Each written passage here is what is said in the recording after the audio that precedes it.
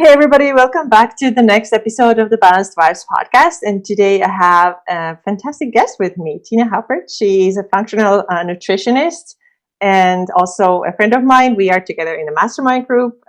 So thank you so much, Tina, for your time coming on here today and talking all the things, about functional nutrition, Dutch test, exercise, burnout, all that kind of stuff. So thank you. Yeah, I'm excited to be here. Thank you for having me. Yeah.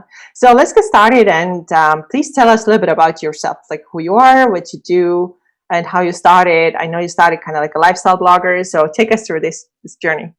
Yeah, so I'm Tina Haupert. I'm the woman behind the Carrots and Cake brand. And just a quick history. So I started as a blogger a little over 13 years ago. So I was kind of one of those OG bloggers. And I started the blog totally for fun. I was working full time in an office doing the 9-to-5 thing. And the blog really was like a little outlet for me. It was a side project. It wasn't even a side job at that point, but I was engaged to be married and I wanted to shape up for my wedding day. And there were a few blogs out there that I was reading and following. And I just thought it was a cool way to share information. And at the time, I had a binder full of pages ripped out of magazines, recipes printed off the internet, and it was organized, but not that organized. And I just thought a blog would be a really nice way to organize all that information for me and then also keep me on track and motivated for my wedding day when it came to eating healthy and workouts. And in the early days of blogging, I shared all of my meals, all of the recipes I made, all of my workouts, and it really was like an online journal. So over the years, I developed this really great following. So many opportunities came from it. I've written cookbooks and books and traveled and met lots of cool people. And then more in recent times, I transitioned more to nutrition coaching because I kept getting so many questions about nutrition and what I was doing. So I followed that path as far as coaching clients one-on-one and in groups. And then in the last couple of years, I decided to embark on a functional diagnostic nutrition practitioner certification. And we can talk more about this, but I was working with one-on-one clients and we use a macro-based approach and we use macros as a tool. And I kept finding again and again that some clients would get these amazing results using macros and then other people really, really struggled. And I just knew there was more to the story. So I wanted to take more of a functional approach. So that's why I decided to get this certification. And with this certification, I'm able to test women's hormones, their gut function, their mineral status, things like that. So it really helps us dig a little bit deeper into what's going on with the metabolism. And then also just getting data in the sense that we can have like more of a straight shot when it comes to what to do with diet and lifestyle and mindset and things like that. But the tests really help us just pinpoint what's going on. And then it's also motivation for the client to see what's going on with their biology and really can help motivate them and keep them consistent with their habits and whatnot. So that's kind of where I am now. I've also added in at-home fitness programs, just a demand and, clients asking me for fitness programs. So now I'm offering them online and they're all at-home programs. Obviously you can take them to the gym, but if you're working out at home. So yeah, that's kind of who I am and what I'm doing now. Mm-hmm. Thank you. Yeah, that's awesome. I followed your blog, Jesus, long time ago. And this is so funny. Like back then, I lived in Finland, and that was literally, I think, like 10 years ago at this point. I remember I think you started out as a runner, and then you found CrossFit, and I was like, I'm gonna have to try this CrossFit thing out too. So you actually got me started with CrossFit, so that's really interesting. Oh, that's awesome! Yeah, a lot of people have told me that I was hardcore CrossFit. I still love CrossFit; it's a good workout. Yeah, for sure. So, okay, so you're doing the testing and nutrition and all that. So tell us, what are some of the problems that women come to you? Let's say that, okay, you find that for some reason they're not getting results. What's going on? What do you typically see? Yeah. I see that a lot. And again, that was like motivation for why I wanted to do the functional testing and just dig a little bit deeper into what's going on. But I do think a lot of times women have this mindset that they need to cut calories, exercise more in order to get results. And I always joke, like, sure, in your 20s, that'll work great. You know what I mean? Like your hormones can handle that. And then once you hit your 30s and 40s and 50s, you can't quickly lose 10 pounds. It's like not that easy anymore. And it's really because the hormones hormones start to shift and you actually have less or fewer hormones to work with. So I see that again and again, that women are under eating, over exercising, they're stressing out their body. And honestly, like if a body's really stressed out, it's not easily going to lose fat and gain muscle, which is what we all want. It's really in this like stressed out phase, and like you won't see the results you want. And I mean, I just think about like women who like lose their periods and have fertility issues and things like that. And a lot of the times it is just like so much stress on the body. So that's what I see again and again in the testing. And a lot of the times it is just slowing down, laying off the cardio or the high intensity cardio, and eating more, just eating good, wholesome foods, making sure you're getting enough protein and fiber, laying off the processed foods, and sleeping. Sleep is really magical when it comes to just helping to balance hormones and just feeling better overall. Mm-hmm. So do you have a lot of weight loss clients? Weight loss? Yeah. Yeah. I would say probably 90% of the clients that come to us want to lose fat. And I think maybe the other 10% are people who just have hormone issues and they just don't know what to do and they're kind of stuck. Right. Yes, I would say the majority are weight loss. Right. So I'm curious, can you tell like how many women, like those who want weight loss, fat loss, how many are actually the problem of like overeating? They're really getting too many calories. And how many women are those who are under eating and, you know, in this constant stressed out state that you just described? What are the ratios? Yeah, I would say most are in the second category, that they're just over exercising, under eating. Also kind of roped into there, which is kind of a separate topic, but blood sugar issues. I do feel like women struggle with blood sugar as far as those peaks and valleys and crashes.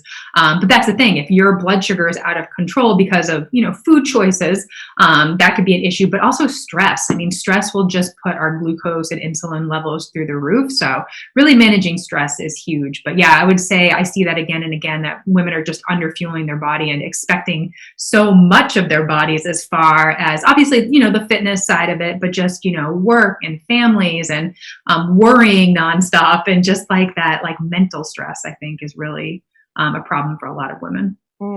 Do they realize that when you tell them that, hey, you're probably too stressed out? Are they like, yeah, I know it? Or they're like, no, I'm not stressed out at all. My life's not stressful.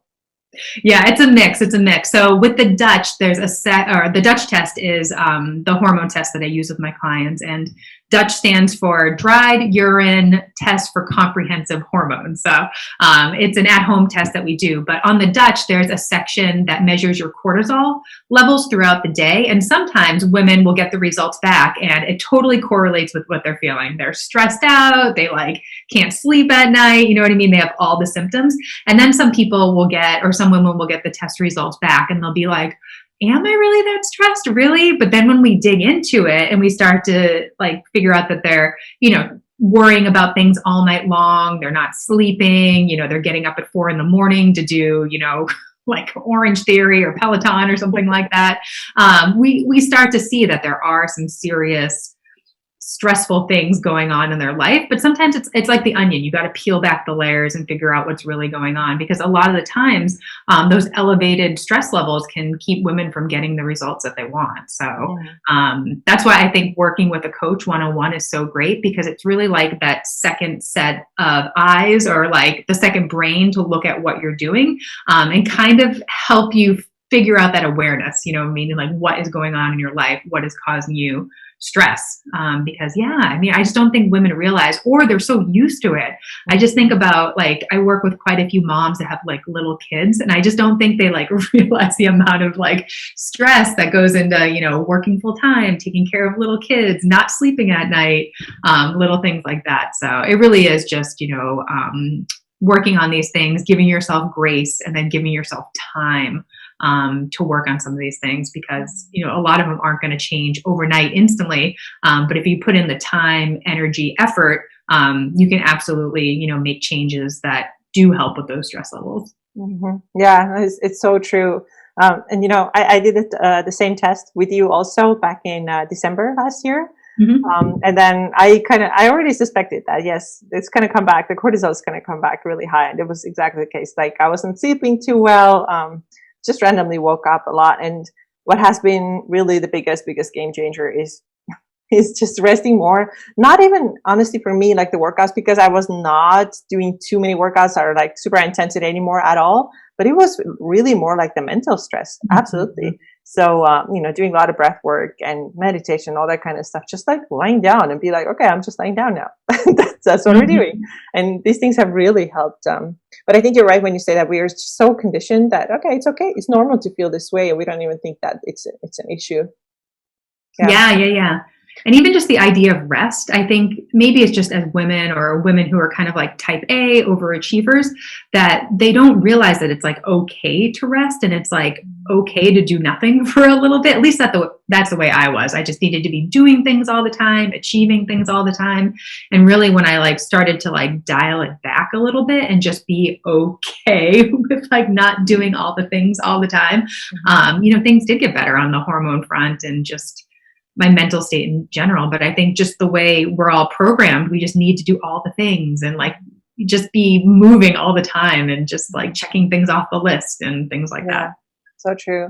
So you did have, your personal experience too, when you did a lot of Orange Theory and then you kind of burnt out yourself a little bit. So tell us a little more about that. Oh, yes. So that was definitely eye-opening and like a big turning point for me and just my health journey in general. But yeah, so a little over a year ago, I was writing a macro cookbook, which was a great experience. I was so happy to do it. The book has done very well. But writing that was kind of an all-in experience, and my deadline was very short. So it was a lot of work. I mean, face in my computer. But I was doing that. I had almost 30 one-on-one clients, which was a lot for me. I was doing the FDN training. So all of this functional training, the testing, the case studies, there was a lot involved in this program. And then I was doing Orange Theory on top of that, which initially started as a very benign workout. I was going twice a week and it was a good way to sweat and just feel good. But then I really fell in love with it. And I started going 3 times a week, 4 times a week, 5 times a week. And there definitely is kind of that endorphin rush after it. And it does feel good when you're there and, you're running fast on the treadmill and you're rowing and you're lifting weights. I do think it's like a great full body workout. But for that time in my life, it was just too much stress. And I have talked about Orange Theory many times on my Instagram account and whatnot.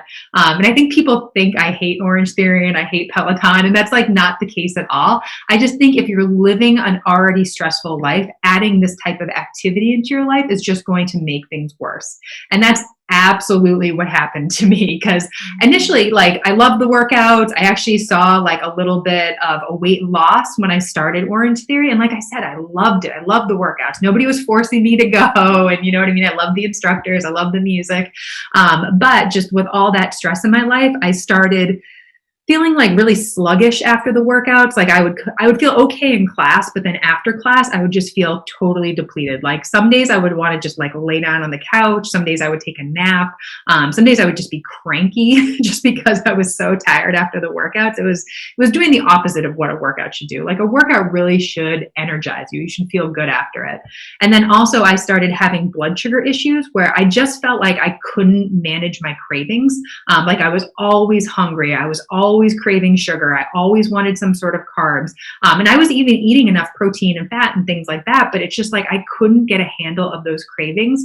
And then finally, the thing that was kind of like the nail in the coffin where I was like, okay, something's got to give. I got to change something, was that those blood sugar issues were waking me up at night. So I was waking up in the middle of the night. Sometimes I'd be hungry. Sometimes my stomach would be growling, but I would just be tossing and turning. I couldn't get back to sleep. And there were even some nights I had to get out of bed and go eat something just so I could get my glucose levels back up to where they should be, because I just could not sleep. It was just so miserable.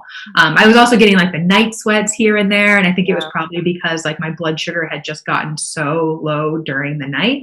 But I think it was just a combination of being stressed out because of all the responsibilities of my life, adding that physical component as far as like the hour-long Orange Theory workouts, and then just that blood sugar roller coaster. Like, blood sugar, it's like Goldilocks. We want it just like kind of in the middle. We don't want to high too low. But mine was just spiking and dipping so much. And it was just making my life miserable, to be honest. And I gained a bunch of weight. I probably gained like 10 to 15 pounds in probably like 3 or 4 months. And I'm somebody that's pretty much maintained my weight for like 20 years, like outside of pregnancy. So for me, just to gain that much weight all at once, I was like, there is something going on here that needs to change. And yeah, that with like not sleeping, I mean, I was getting up at like 4 a.m. because I couldn't sleep. And then I would just be working all day and then doing these classes, and it was just a mess, long story short. So yeah, laid off the Orange Theory, just focused on strength training and walking. And it's been probably 14, 15 months now, and I'm finally feeling better. I've lost most of the weight. And I do kind of feel like I could maybe do some like cardio here and there. Definitely like not going back to Orange Theory or anything like that. But doing like, a short run here, a little like CrossFit type workout, but like short. Definitely not doing the long hour-long sessions anymore. But yeah, it was quite the journey for sure. Yeah, it sounds really intense. So what was causing all these blood sugar issues? So with the blood sugar issues, it really was just a glucose and stress response. So when you are stressed out, your cortisol levels go up, and then along with your cortisol goes your glucose levels, and as well as your insulin levels. But the reason that cortisol spikes and glucose goes with it is because when you're in a stressful state, your body needs that quick energy. So evolutionary wise, like if you were running from a lion or something like that, you would need that glucose to rush to your muscles to give you energy to run away, and then also the adrenaline to just get through that stressful experience. But the reason it's an issue is that just in our lifestyles that cortisol response is supposed to go back to normal, to like just a regular state. But we're all so stressed out. And for me, I was just constantly stressed between all those different things. So my glucose was just constantly elevated. And then of course, depending on food choices, exercise, I was just spiking that glucose like all the time. And what happens is like the pancreas sends out the insulin, and sometimes it like overshoots how much you need. And then like you'll have this like major dip in your glucose, and then you get low blood sugar. And that's where you start to feel cranky and tired and lethargic. But then you need like almost like another hit of glucose to get your blood sugar levels back to normal. So it was just that like constant, like over and over again, glucose, cortisol response over and over again. And it was because of my lifestyle and the stress that was going on there, but then also adding in the exercise, it just made things so much worse. And then also just to add in there, when you exercise, your cortisol is going to go up just because you need that energy. But then typically after a high intensity workout, your blood sugar will dip down again. So it's just like that crazy roller coaster. I could not get a handle on it. Yeah. So what was your first step? Was your first step letting go of Orange Theory and doing lighter workouts? Yeah, I mean, that was the first thing to go. I quit, but just the way they do it, you have to give like a 30 days notice and like all that stuff. So I ended up just going to the workouts and just walking on the treadmill, which was fine. It was like still a nice workout, but I wasn't stressing out my body as much. And then I just went to strength training, and I was strength training 3 days a week, probably like 45 minutes to an hour. And it was mostly just like heavy lifting, but it wasn't anything that was like so stressful. And then I would just walk. And then I completed the book, thank God, did all the edits, the book was published. So that was off my plate. I graduated the FDN program, that was off my plate. And then I hired 2 women to coach on my staff. So now I have much fewer clients, not the right proper English, but fewer clients, and they're taking on a load of the clients themselves. So it was a lot of changes as far as just looking at my lifestyle and being like, you can't do all of this at once, you crazy lunatic. And then prioritizing sleep. So I think I had mentioned I was getting up at like 4 a.m. just because I couldn't sleep, but I would get up for 4 a.m. for the whole day. And I mean, I just really started like prioritizing sleep, put my son to bed at 8 o'clock. I'd be in bed by 9, and I'd do my best to like sleep till, 6:30 in the morning. So getting like a full night's sleep has been like really huge too. So it's really hard to fix your sleep if you just wake up at like 4 a.m. This is what I had a lot back in December. I'm like, what am I going to do? Like, I can go to bed whatever time. It can be 9, it can be 10, it can be 11. Literally, it doesn't matter. I was always up like 4 a.m. or something like that. And like, what do you do there? Just toss and turn and just stay in bed. What did you do? So it depends. So for me, it was the blood sugar issue for sure. So me just making sure, like laying off all those stressful things, managing the stress. And then when it was really bad, I would eat a carby snack before bed. So carbs with like a little bit of protein. And that can help balance your blood sugar overnight if you suspect it's blood sugar waking you up in the middle of the night. But for other clients and just looking at Dutch tests and things like that, it could be low progesterone. If progesterone's low, you can have like major sleep issues because progesterone's kind of that like happy, calming, hormone. So if it's like really, really low, you can struggle with sleep. And then also melatonin, you will see that on the Dutch too. And if that's low, again, that could be an area where women struggle with sleep because melatonin's low. And a lot of the times melatonin's low because of gut issues, because 80% of our melatonin is produced in the gut. So if melatonin's low, it could give us some information as far as like what's going on with gut health and things like that. So the Dutch isn't like looking at these things directly. They're looking at metabolites in the urine, but still it's just clues for us and like places for us to look as far as like what's going on with the body. Mm-hmm. Can you tell us a little bit more about the Dutch test? What can you test with it? What is it good for? Oh, I love the Dutch test. This is where I like geek out. So it looks at, like I said, metabolites through the urine. So when you're doing this test, you do it at home. You're taking 5 different samples throughout the day. And it gives us information on your sex hormones. So estrogen, progesterone, testosterone, which are the hormones that I feel like a lot of us are familiar with. It also tests on your cortisol pattern. So what your cortisol does throughout the day. Because a normal pattern is going to increase in the morning. That's your cortisol awakening response. That gives you energy to get going in the morning, to get you out of bed. And then it kind of drops throughout the day. So it will get really low before bed so you can go to sleep. But if that cortisol pattern is off, you can get issues with sleep, energy levels, things like that. So we'll be looking at that. And then the Dutch also looks at detox capacity, which I think is like so interesting. So there's a whole section on different pathways of estrogen detox as well as your methylation. So if you're having trouble getting estrogen and other hormones and even toxins out of your system, you might see some sort of low methylation there, but that gives us insight into what's going on in the liver. Also tests androgens, it tests DHEA, tests cortisol levels, melatonin, and then there are some neurotransmitters on there that can give us some information into what's going on in the brain, as well as nutrient status as far as vitamin B12 and glutathione, which is a really good detoxing type hormone and things like that. So it's really like a comprehensive test. I love it. It just gives you so much information about what's going on. Yeah, no, it's great. Can you tell us a little bit more about the liver? Why it's so important that it does get rid of the stuff that should not be circulating in the body anymore?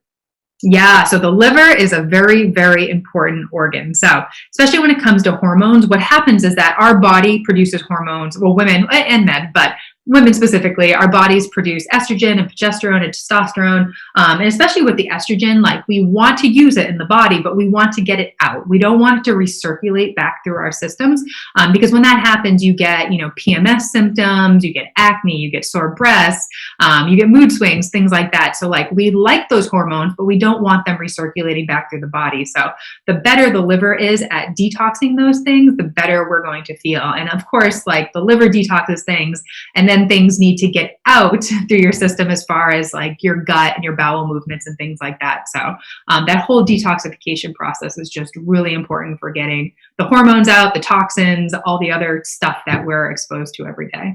Yeah. What are some of the ways to naturally help the liver to do the job? So I think number one, this is what I talk to my clients about all the time, is just eating more fiber and cruciferous veggies. So the Brussels sprouts, the broccoli, the cauliflower, broccoli sprouts, like things like that, they can just naturally help detox the body. Drinking lots of water, getting a good sweat on through some sort of cardio, short cardio, not too intense. Infrared saunas can be really good. Glutathione. Yeah, there's a lot of different things. But I think food-wise, it can be really, really good. There's also something that, this is more on the personal side. I haven't done this too much with clients, just here and there, but just wanted to throw it your way and your listeners' way is the bean protocol. Have you heard about this? Mm-hmm. Yes. Yeah. So I've been learning all about it and just how the insoluble fibers in the beans can really help draw out some of those toxins and everything. So that can be really good. Just adding in beans, lentils, oats. There's a lot of foods that have those insoluble fibers that can really bind to toxins and extra hormones and draw them out of the system. So I've been really into this bean protocol lately. So just to throw it out there, Google it. There's a lot of good information out there. Yeah. And they generally help you, poop a little bit better. So you get rid of the stuff that is not supposed to be sitting in your system anymore. Plus the fiber and all that good stuff. Yeah, get things moving. Yeah, exactly. So we talked about cortisol. We talked about high cortisol. Do you ever see low cortisol? Mm-hmm. Absolutely. And that's the thing about cortisol. So I was talking about the normal response. So your cortisol, again, kind of like the Goldilocks, you want it just in the middle. You don't want it too high. You don't want it too low. But in a stressful situation, it will peak up and then it will go back to normal. That's the goal of cortisol. Because cortisol is not necessarily a bad thing. It's mostly a good thing. But the problem is that it's constantly elevated. And when it's constantly elevated, your body kind of gets to a point where it just can't keep pushing out cortisol. And high cortisol will actually become low cortisol. And that's when you start to feel like really sluggish. You don't have energy getting out of bed, like your mood's kind of like low and depressed. You'll have that like tired and wired feeling right before bedtime, things like that. So yeah, I mean, we'll see that a lot. And again, if your cortisol has gotten so low, we'll lay off, the high intensity exercise. We'll give you some more carbs, some more calories. But again, it goes back to the lifestyle and just like what's going on with your life. I do think just during COVID and a lot of us are working from home, like being at home a lot, and there's like no boundaries between work and personal life.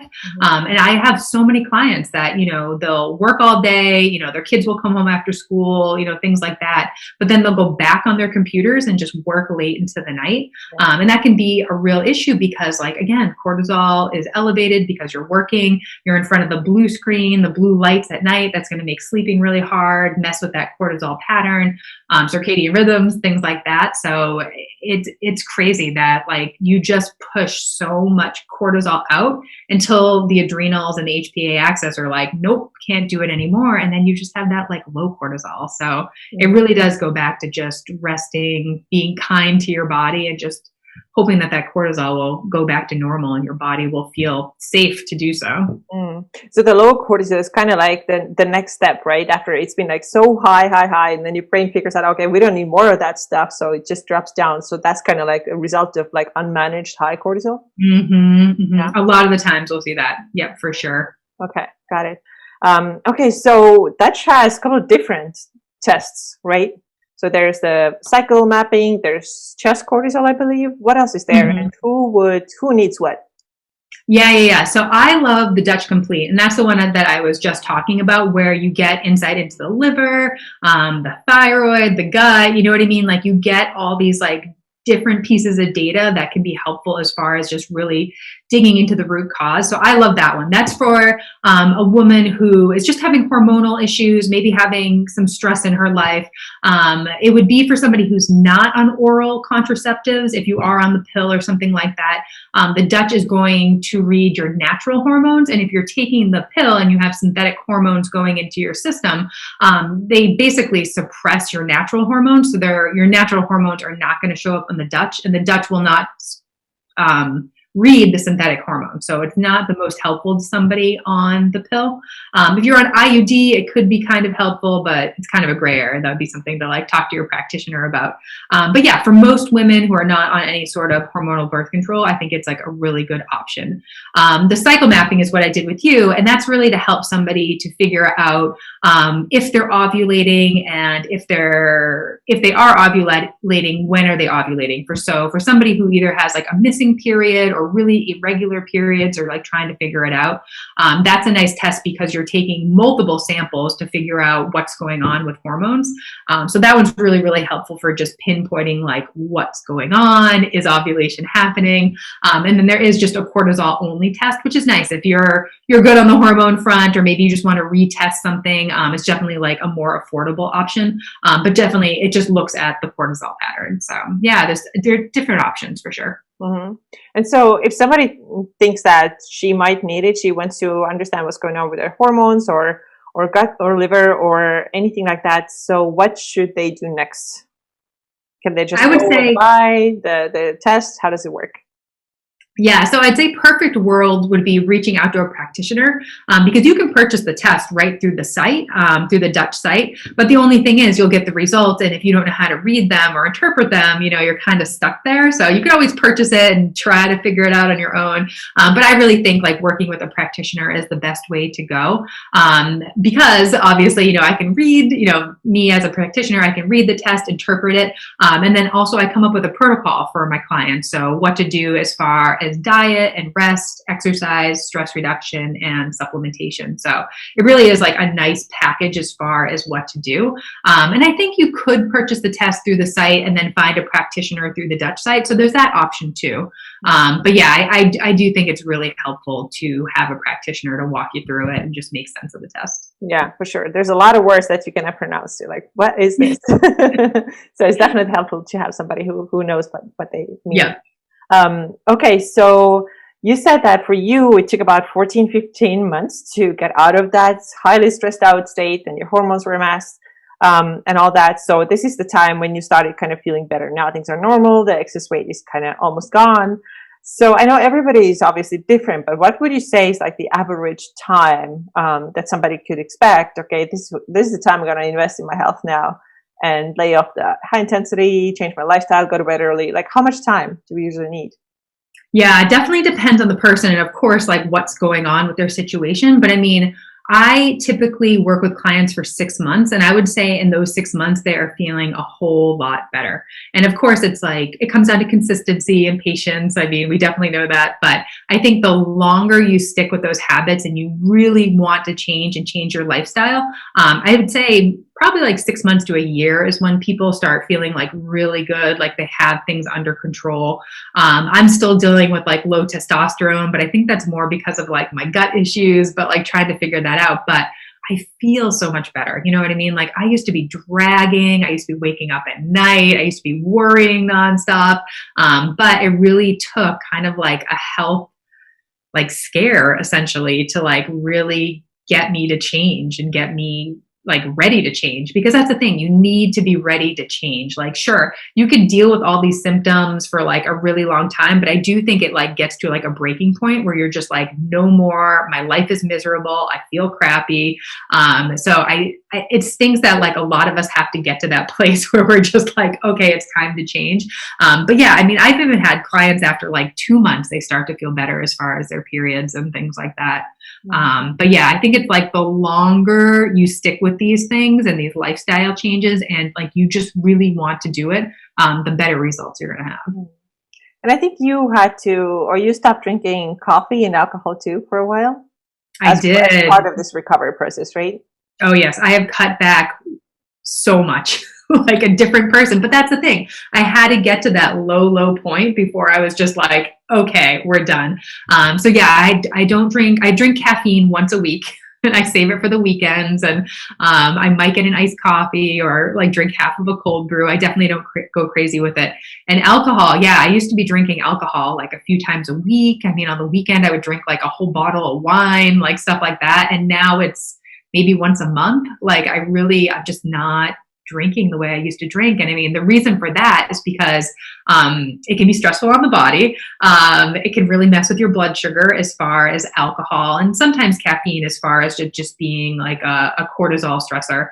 And then also your liver. I mean, if you think about how caffeine and alcohol are processed, they have to be processed through the liver. And if you're trying to get excess hormones out and toxins and things like that, the alcohol and the caffeine are competing. So we just want to keep the liver as healthy and clear as far as like all all the different things that it needs to process. So I've really cut back. So, but again, it's been a lifestyle change. And I mean, I think with COVID initially, it was kind of like, I'm just going to drink all the caffeine and all the alcohol. And like I said, it got to a point where now it's not as part of my lifestyle anymore. I mean, it's still like for fun and special occasions. But I think I was relying on those two things too much, like every day, like all the time. Yeah. But the cool thing is that when they're more, rare, maybe it's just like a weekend thing or, once a month thing, then it's also more fun, a little bit more to look forward to. It's like a more special occasion. Maybe it's a date night, whatever. Right. Then it's like, okay, that's cool versus like having, Tuesday wine, Wednesday wine, Thursday wine. It's just not, it's a different feeling, I think. Yep. Exactly. Yeah, it's totally different nowadays. But yeah, that's just it. This is what I say to my clients. I'm like, I don't want to be the fun police and tell you like never to drink alcohol, never to have caffeine. But if you do have health goals in mind and your hormones are really wacky, it might be, a period of time where you don't have those things. And when you're feeling better, just having them in moderation because, life's too long not to enjoy the things that you like. So I don't want to like shut that down altogether. But if you are on some sort of healing protocol, you might need to give those things up for a little bit. Can you tell us what is your workout and eating? Like, what does it look like right now when you are feeling a lot better? You're not as stressed at all. Things are going well. What do those things look like for you? Yeah. So, I mean, things have actually kind of changed a little bit as far as my workout. So after Orange Theory, I went to just working out 3 days a week, doing weights. And yeah, it's been like 14, 15 months. I'm still prioritizing strength training, but I have added in short cardio workouts. And I would say they're, 15 minutes long, like really short, just like high intensity intervals, like CrossFit style training. And I'm doing that, I don't know, maybe like 2 to 3 times a week. Kind of depends on the week and like what's going on. And then lots of walking. I have a dog, so, lots of dog walks and things like that. And then just being more active in general. So bike riding with my family. We go to the driving range. We go rock climbing. I have a pair of rollerblades. You know what I mean? So like just being active, but not, crushing my soul and my adrenals like every time I work out. So just being a lot more mindful of the movement, but not going crazy. But it's just kind of like a mix of things right now. I'm actually doing my own strength program right now. So that's 4 days a week, 45 minutes. So that has been really good. So it's been nice. And there's a little bit of like cardio stuff in there. So it's like a nice combination. And then as far as food, I also kind of keeping it pretty basic. I've been doing this bean protocol. I'm not super strict with it, but adding more beans and lentils and things like that help with just that detoxification process. And then just prioritizing protein, whole foods. I really have limited a lot of the processed foods.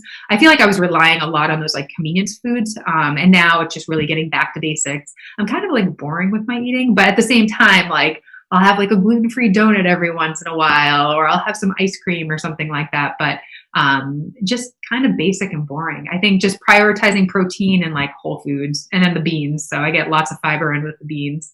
But yeah, it's pretty easy routine at this point. Right. Are you mostly gluten-free or completely gluten-free?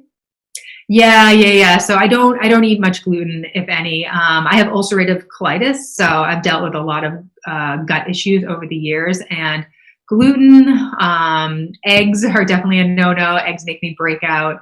And then dairy here and there, like I said, with the ice cream is kind of like a special occasion, but we get it from like a local farmer. And I'll have cheese every once in a while, but again, it's kind of like a special occasion. But I do try to keep those things out. But I think it's more important, like the processed foods. So if you're getting like a good source of dairy or, something like that, it's like, I can handle it. But the more processy stuff just like does not feel good on my gut. So I try to stay away from that. Yeah, no, it makes total sense. And then of course it, messes with your blood sugar also, the more processed and. Oh, totally. And the fake sugars and like stuff like that. It's just, that's not good for the gut. Very confusing for the body. Like how am I supposed to handle this? What I'm supposed to do with this? So, and then, that can also trigger cortisol if you eat like a lot of stuff that's inflammatory. Not good. So tell us about your programs, any books you wanna tell us about? Yeah. So the big project was the Everything Diet Macro Cookbook. So that was the cookbook I was working on, and it's awesome. I have to admit, I put a lot of time, energy, blood, sweat, tears into it. But that's available on Amazon, Barnes and Noble. You might be able to still find it at Target. It was there earlier this year, but it's 300 macro-friendly recipes. They're all whole food based. I would say mostly gluten-free. There's a couple recipes where maybe it's pasta or something. You could always substitute, a brown rice pasta or something like that, but all whole food recipes and super straightforward. Like, I'm a straightforward, simple cook. So the recipes don't have a million ingredients or a million steps or, like tapioca flour and arrowroot and like all these like weird things. It's just like straightforward food. So it just makes cooking really easy. And there's macro counts for all of the recipes. Just makes cooking and meal prep and everything really easy. And then I do have some at-home strength training programs. So the one that just launched was Strong Made Simple 2.0. So there's also a Strong Made Simple 1.0, but they're dumbbell-based programs you can do at home. They're 4 days a week, full body workouts. One is 6 weeks long, one is 12 weeks long. So you can buy both for a big 18-week program, but all focused on building strength. So that's a nice program. I do have a reverse dieting course. So if you're into that, it's a self-paced course. And then my signature program is a mentorship where we talk about nutritional periodization. So how to plan your nutrition with your workouts and how to plan that all out ahead of time. Because like we've talked about, a lot of women fall into that trap of just dieting, under eating, over exercising. So learning how to properly, quote unquote, diet and planning out a whole year's worth of what you are going to do. So you walk away with this full-on master plan of what to do. And there's some hormone education mixed into there and mindset and a lot of the things that I do with my one-on-one clients, but it's in a small group setting. So that happens twice a year. And the next group is going to be kicking off in September. So that's the next big thing that's happening. So there's a lot of things that I do, but those are like the big ones and the ones that I'm most excited about. And I still have the blog, still trucking along with the blog. I have a podcast, and then I'm on Instagram every day. Right. Where you can find me. And then your website is, what is your website? It's carrotsandcake.com. So carrots and then just the letter N and then cake.com. Right. And this is also your Instagram handle, right? Carrots and Cake on Instagram, on Facebook, everywhere. Yeah. Very cool. So I make sure that all this information is in the show notes and on YouTube as well. So thank you so much, Tina, for your time. I really appreciate it too. I always appreciate learning from you. I think your Instagram posts are so good and so nicely balanced. The message that you have, do the things and have your goals, but also make sure that you don't go crazy with chasing those goals and being healthy and balanced. So I feel like this is what you do, and I love it. Yeah. Awesome. Well, thank you for having me. This was fun. Yeah. Thanks so much. And I'll see you soon.